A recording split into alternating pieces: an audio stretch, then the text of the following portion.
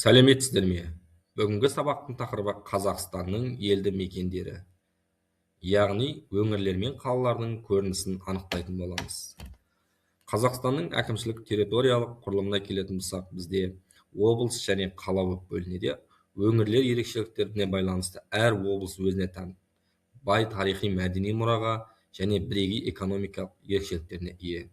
Елді мекендер саны елдің мекендер ауылдық қалалық жерлердің үйлесімінен тұрады.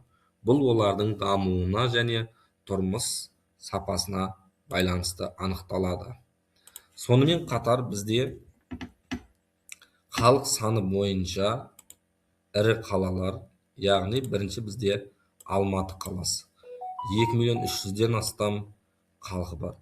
Астана қаласында 1.600.000-ден астам халық бар. Шымкент қаласы 1.200.000-ден астам халық мекендейді. Сонымен қатар біздің ірі облыстардың халық саны мен ерекшеліктері: Түркістан облысы 2.100.000-ден астам. Бұл оңтүстік Қазақстанның ежелгі тарихи аймағына, бай мәдени мұрасына танымал. Алматы облысы таулары мен жазықтардың үйлесімі, яғни 1.592.652 адам. Яғни бұл туризмге қолайлы. Қарағанды облысына келетін болсақ, халық саны 1.131.438 адам. Елдің ірі өнеркәсіп орталықтары көмір өндірісі мен металлургия дамыған. Қазақстан картасында облыстар мен ірі қалалар көрсетілген.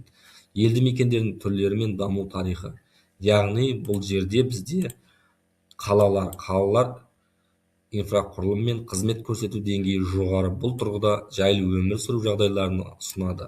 Кенттер дегеніміз қала мен және ауылдар арасындағы буын ретінде қызмет етеді. Орташа даму деңгейі ерекшеленеді.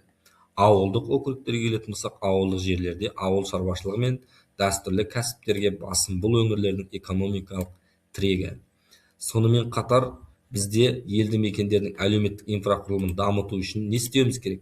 Ең бірінші білім беру саласы, денсаулық сақтауды, мәдениетті, қалалық даму, ауылдық дамуды, осыларды жүзеге асыруымыз қажет. Сонымен қатар қорытындылай келе, Қазақстанның елді мекендері елдің жүрегі мен болашағы. Әрбір өңір мен қала Қазақстанның ажырамас бөлшегі. Оның бай мәдениеті тұрақты экономиканың негізі. Бүгінгі сабақта біз Қазақстанның елді мекендерін нақты талдайтын боламыз.